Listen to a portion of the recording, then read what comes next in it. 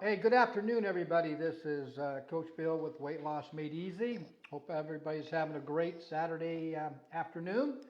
Nice, cool day, a little bit of cloudiness, so great day to exercise or great day to go outside and enjoy some bike riding or hiking. So today, guys, I wanted to talk to you guys about, I had an interesting thing happen to me in the last couple days, and I want to talk to you guys about it because that's part of our protocols. Is those of you that follow me, you guys already know that Emily and I specialize in helping people reverse type 2 diabetes.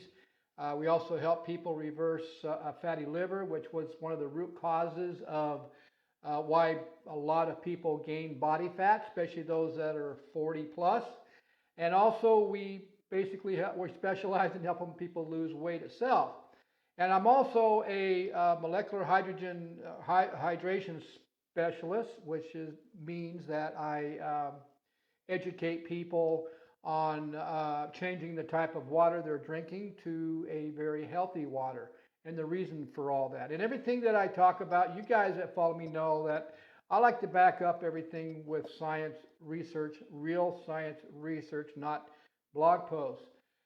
So you can go to my YouTube channel, type in Bill Mabry, subscribe to it, and you'll see some of the research that I've done on different topics. Also, you can go to my Weight Loss Made Easy Solution Facebook group page, join it. I do post a lot of good educational information on weight loss, losing body fat, type 2 diabetes, and all the new research. And I also put on their fat burning recipes also. So you might want to go check out my Facebook group page and join it.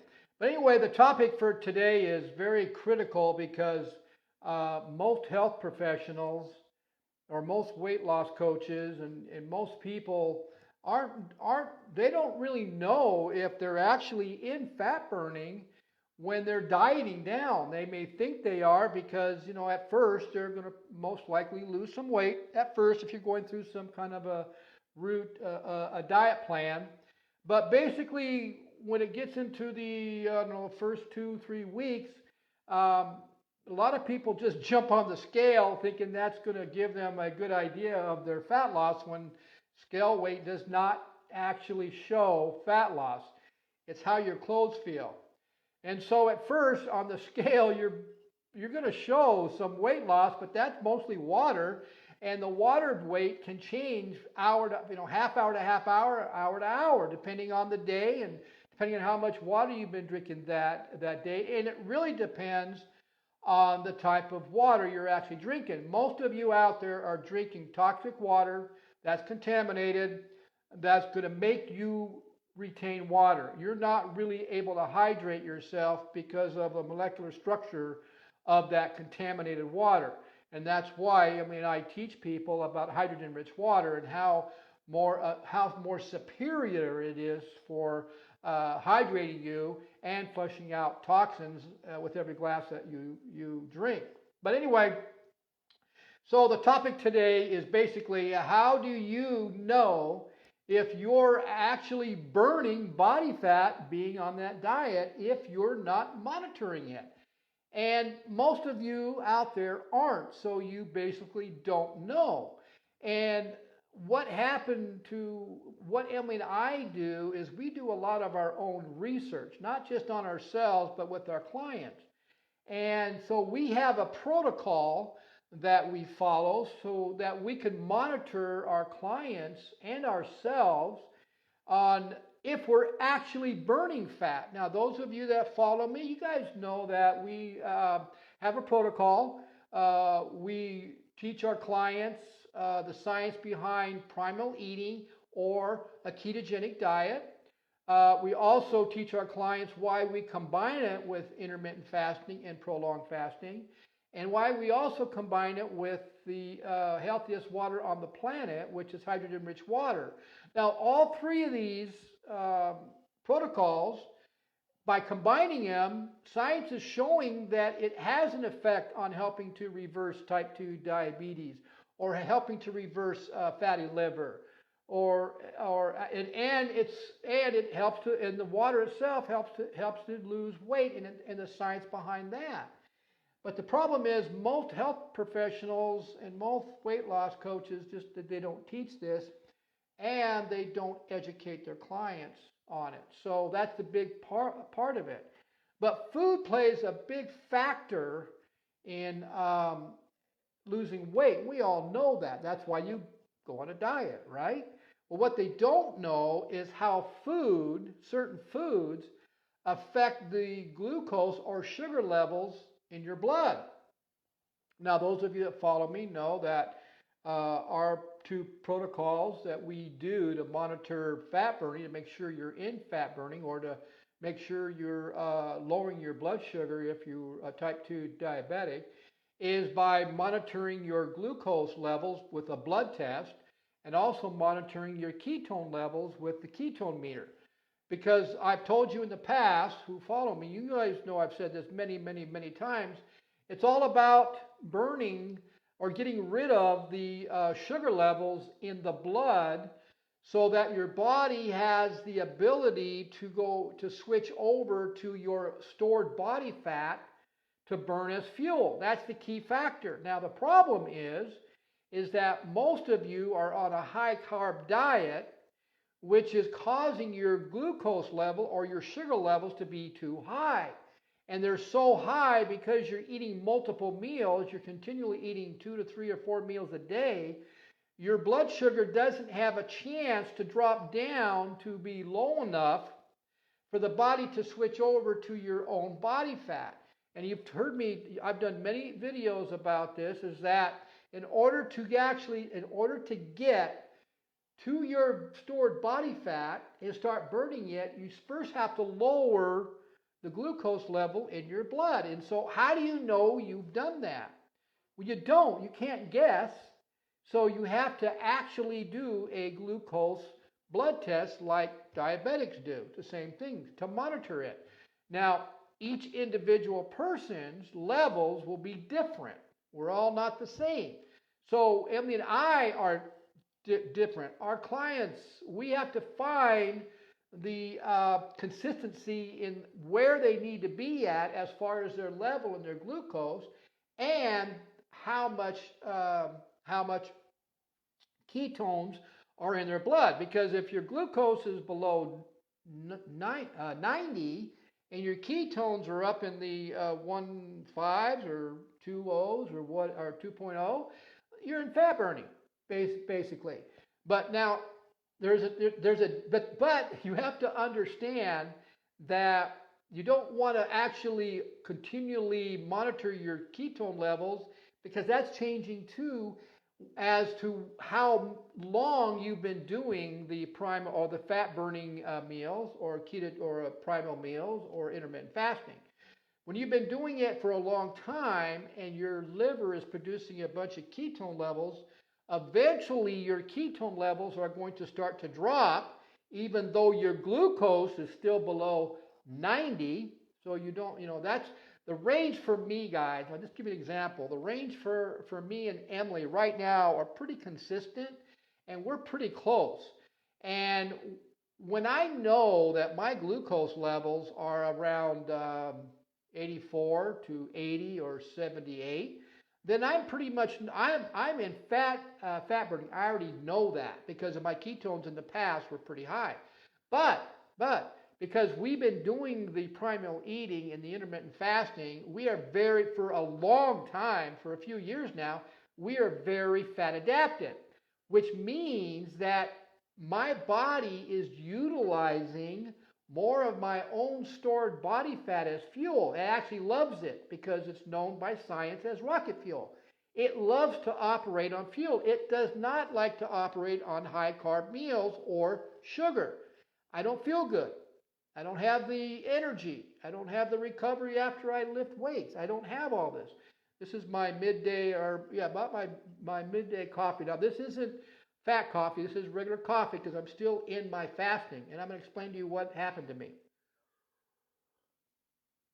And so, Emily and I are pretty close to the same, and we both know that if we take like say for example, our normal fasting is 18 and 20 on workout days, and non-workout days we like to do a 23-1, which means I'm going to fast for 23 hours, no calories at all. At the 23-hour mark, I'm going to have some kind of a lean piece of chicken to break my fast, or bone broth, or one of my protein smoothies without the avocado in it, just a light protein smoothie. But I'm going to do something that's very easy on my gut to break my fast after 23 hours. Then, in that 1 hour window to the 24th hour, I'll have my high-fat main meal during that time, and then that'll be my last meal of the day. But on my workout days, I'll fast till 18 hours, or I may even go to 20 hours. It depends on when I lift, but I'm always lifting in a fasted state.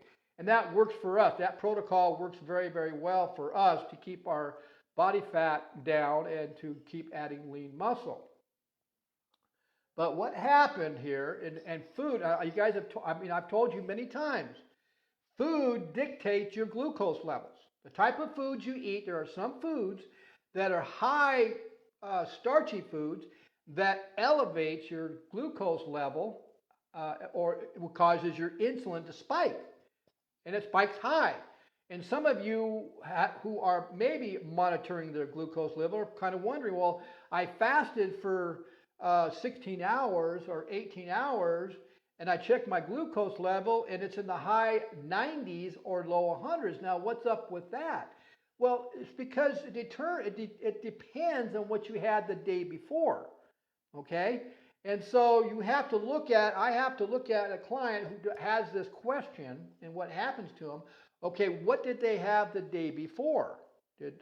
How much glucose or how much starchy foods or how much carbohydrates did they have? Now, personally, I feel better when I'm doing 20 grams of carbs or less a day. And all my carbs, I want to come from veggies. I feel better at that. Yesterday, I'm going to give you an example. Yesterday, Saturday, I went out for some sushi, and a lot of us think that sushi is good for you. Well, we actually I think we did a 22-hour fast. Okay, I think my when I checked my glucose level after I broke my fast, we were both around 83. So at a 22-hour fast, our glucose level was our sugar level was around 84 or 83, which is where I want to be because that's a healthy level. And I know that I'm actually burning body fat, or I'm using body fat as fuel at that level. That's how, because I've checked my ketone levels. Now, Emily and I are very fat adapted, so both of our ketones are going to be lower than most people who are just starting out because our body is so efficient in utilizing the ketones we're producing is what we want it to be, that our trillion plus cells are utilizing those ketones as fuel to operate our body. And that's what we're looking for, especially after a hard training session for recovery, okay? So we know that, my ketone levels could be down at 0.8 or 0.9. I don't really care. I am actually more concerned about your glucose level or my glucose level than I am concerned about the ketone levels. Because I know that if I'm around 85 or less, sometimes I've gotten down to 72 on a 24-hour fast. Emily's gotten down to a 65. Now, getting down to a 65 is bottom max. I'll have her eat something right away, but it's not going to hurt. It doesn't hurt her. It doesn't affect her energy level. It doesn't. If she doesn't pass out, because why? You guys have heard me say this a dozen times. Why can she be down at a sugar level of 65 and feel great? Because she's fat adapted and her body is utilizing the fat that she has in her body stored up as fuel. It's trained to do that. We have trained our body to switch from the sugar to the fat that we're storing. Now, those of you that follow me know that we start people off slowly because you guys know your body is not fat adapted. Your body has no idea how to switch from burning glucose to burning fat. It doesn't know. And that's why people who try to jump into this cold turkey fail, because what happens is their blood sugar drops so low they pass out. And that's why people say, well, I can't work out on an empty stomach. Well, you're supposed to. That is the most healthiest time to train, is on an empty stomach. And science has been telling you this for decades, because it puts you in such a huge healthy environment known as autophagy that there's so many benefits to it, it's ridiculous. But most of you don't know that, okay? And so what happened to me is, or Emily and I both actually, and Emily's pretty lean, so, you know, as being fat adapted, we normally, if we eat something we shouldn't be eating or it's higher carbs, we can pretty much get back into our blood sugar back down into, you know, in the low 80s or high 70s pretty quick, you know, 5 or 6 hours, or we could sleep it off at night. But yesterday, what happened after about a 22-hour fast, so I had a protein drink before I left to go to get sushi, all right? And I think I had it at 4 o'clock, I think it was. I think that puts us at 22 hours, I think. Then we went to sushi about 5 or 5:30, and my daughter-in-law, we were out with them last week, and she had this one dish that we really liked. It was called Philly baked or Philly fried or something. Anyway, it was salmon, it was Philly cheese in it, and it had the rice wrap like they normally do. Well, what Emily and I normally order is we order baked salmon with the shrimp in it and the rice around it. We order two of those, one for each of us, and we do the avocado rolls, one for each of us. Well, then we decided to buy this new dish that we tried and we really liked it. We ate it. Okay, now honestly, guys, I have never done a blood sugar test after doing sushi, because mentally I'm thinking to myself, well, that's better than go out and get a hamburger or something, or French fries, or baked potatoes with a piece of steak or something, because it's, you know, the baked potato is going to cause an insulin spike, and the hamburger, the bread, and the French fries are going to cause an insulin spike, and it's going to cause my glucose to go up and stay up for a long time. Now, like I said, I pretty much felt that I was pretty fat adapted, so my blood sugar would drop down, I would consider pretty fast. Well, we both ate those dishes, and we actually overate. I mean, I'll be honest with you, we had too much, and when we both overeat, we don't feel good, okay? And so we ate it, and that was our last meal. Now, I do have a keto, it's called dark almond bites. It's a kind of a snack, but it's dark chocolate, and it's 90% cacao, and very, very super low carbs, if any, just in some of the nuts. But black chocolate is very, very good for you. And at nighttime, if you feel like something sweet, we will jump on that. And we did have that. Now, before I go to bed at night, after each meal, like I did last night, I had my homemade kombucha, which helps keeps the sugar levels at a normal state. It drops the insulin down. That's what it's for. And then before I go to bed at night, I always have 2 tablespoons of apple cider vinegar, and I have a tablespoon of ginger juice, which is a thermogenic, helps my metabolism stay up while I'm sleeping, but it also helps to regulate the sugar in the body. And that's why I do it, to keep my glucose levels down.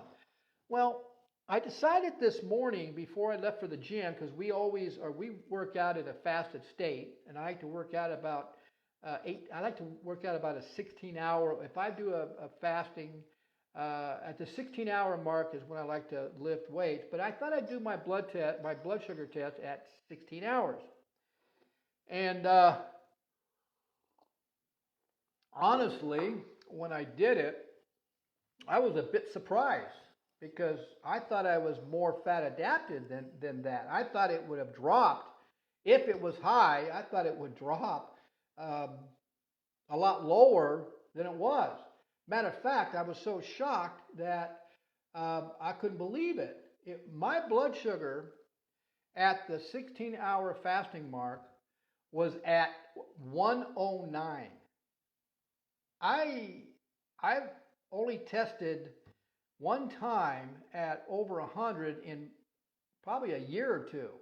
I couldn't, but like I said, I don't normally test 2 or 3 hours after a sushi meal, because I know if I go to someone's house and they're having a higher carb meal, I don't bother testing because I know that my blood sugar is going to be high anyway, but I didn't know exactly how high. But this was 109, and that blew me away. And so Emily, who's normally down in the low 80s or mid 70s after a 16 or an 18 or a 20, she actually tested at a 94, which is high for her. And so we're both kind of looking at you going, man, I didn't realize that sushi would cause our blood sugars to be so high for so long. That is an issue. Because remember what I said when I first started this video. The object is to keep your blood sugar at a low level throughout the day so that your body will burn your own body fat. Isn't that what if you're dieting and you're trying to lose weight, wouldn't you want to know if your body is actually burning fat, your stored fat? You don't want to be burning the fat that's in the food, because that's not going to help you lose inches one bit. You want to be able to burn your own body fat. And for us, we need to be down into the mid 80s or lower. Lower is better. Well, here at 16 hours, I was at 101. I'm going, what the heck? And so I do know that as I exercise, and as I move around, my body is going to go after what before it goes after my own body fat? It's going to go after the glucose or the sugar in your blood if it's high first. It's going to use that up. It's going to use that up first, okay?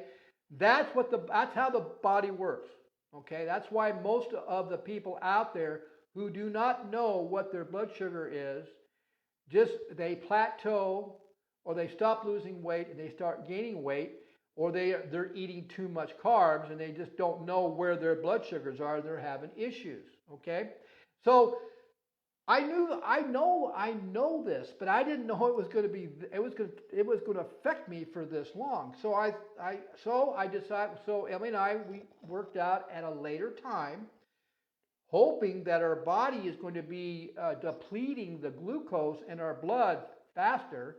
So we exercised first. We exercised. We worked out about 11:30.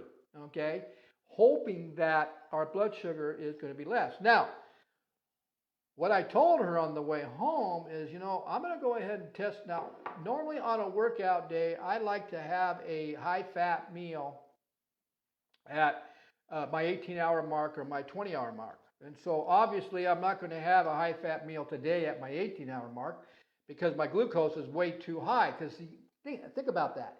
If my glucose is high, then I have a meal, what's going to happen? My glucose is going to stay up there. So my body doesn't have a chance to go after the fat, right? So I'm going to hang out for a couple of hours and I'm going to see where my glucose level is. So what I told her is that I said, okay, I'll take my glucose at the 20-hour mark, which is my 20-hour mark. And if my glucose isn't below 90, I'm not going to eat today. I'm just going to wait till tonight and have my first meal because I need to get rid of that glucose. I need to get back to my average glucose level, which is in the mid 80s or low 80s where I want to be. Because if it's still, 90 or above, then that just tells me I've got too much sugar in my blood still. So you guys, what I'm going to do right now? I'm going to show you exactly how I test my glucose level or my blood level. And let's see, because if I'm below 90, I'm going to go ahead and have a fat meal right now. But if I'm not going to eat at all, okay? So what I have here, guys, is I got my meter. It's just basically the same thing as somebody who has diabetes uses to check their sugar levels. And I have my lance here. So I'm going to pop the top off, okay? I'm going to go ahead, I'm going to put my needle here in the lance, just like this. I'm going to twist it and pull it off, and I don't know if you can see the needle or not, but there's the needle. It's no biggie. I mean, it doesn't hurt. You don't even feel it hardly. Put the top back on, and then I'm going to cock it.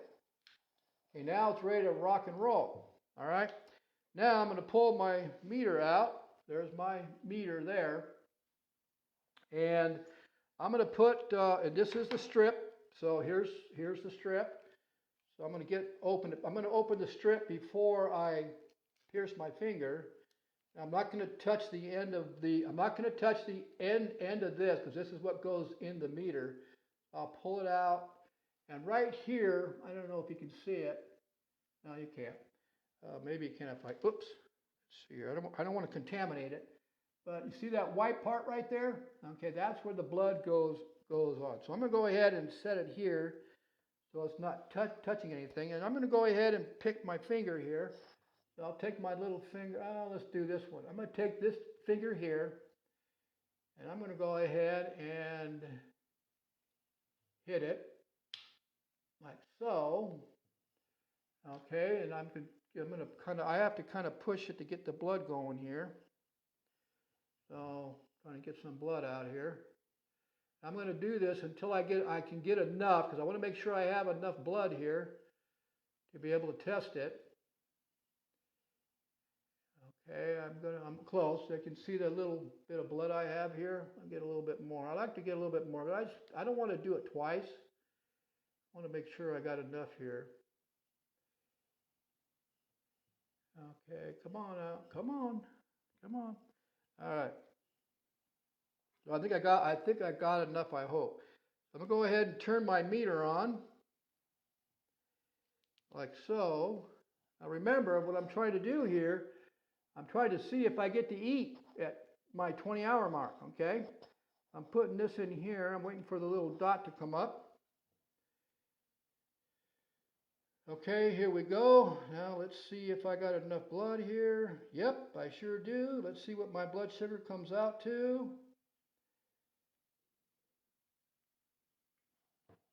Guess what, guys? 76. Yahoo! I get to eat. Isn't that crazy? So at 10 o'clock today, at 10 o'clock, I was 109. Then I was, and I've already had 2 glasses of hydrogen-rich water with my 1/4 teaspoon of sea salt. Then I exercised, and I waited about an hour. Sorry about that. I waited about an hour, because I do know when you exercise, your glucose level is going to go up. But I waited about an hour, had another big glass of hydrogen-rich water with a 1/4 teaspoon of sea salt, because I want to really hydrate my blood.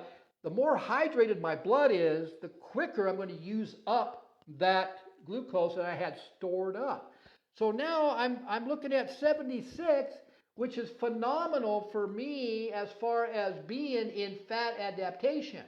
So even though I was surprised that my glucose level was so high at the 16-hour mark, now just 2 hours later, I blew through that sugar in my blood and got down to where now at 76, I'm pretty much in a good environment, a deeper environment in autophagy, which means I'm producing more growth hormones than normally.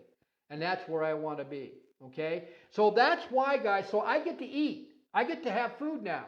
So that's why it's important for you guys to understand how critical it is to monitor your sugar levels, to let you know what you're doing, so that you can monitor, so you can document it all and find the protocol that works for you. And you don't have to really, you only need to do this maybe once or twice a week, and that's it. Or play games. After a high starchy meal, wait 2 hours, check your glucose level, see if it's gone up or down, or see if it's normal. Because then you're going to find out the foods that are going to affect it. So now, personally, what I have learned is that I can go have sushi like I did last night, and I overate more than I should have, but I could, knowing that I have to wait 20 hours after I have to fast for 20 hours before my glucose will get down, before I get back into fat burning. I'm in fat burning now. So whatever stored body fat I'm having, I'm actually in fat burning now. Isn't that cool? It's so cool to play games, but it's also so important. And for those of you that are type 2 diabetic and are on medication, you guys can get off the medication. I mean, there's doctors now educating people saying you don't need to be on, you can reverse type 2 diabetes and get off the medication because the side effects on medication is horrendous.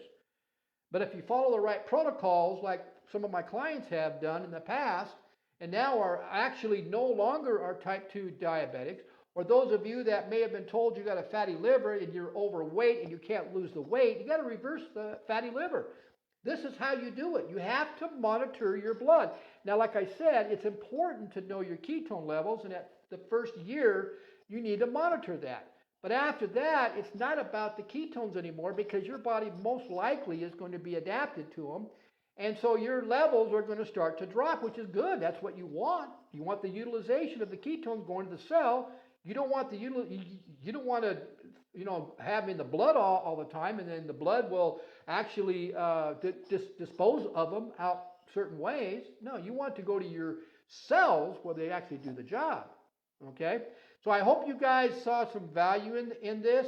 You guys, like I said, if you guys want to know more information about hydrogen-rich water, message me. I will send you some info on that because that's what you have to. That's my main platform.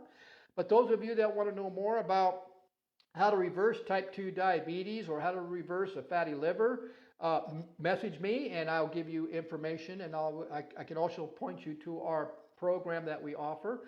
But you guys, like I said, you know what? Why waste your time in doing a diet if you don't know what your blood sugars are like? And like I said, this meter is super simple. It doesn't hurt, but it keeps me honest. That's a key factor. It keeps me honest. And of course, my coffee, which helps me with my longer fastings, does it also. So guys, this is Coach Bill. Hope you saw some value, like I said, and I'll see you guys at the next video. Bye.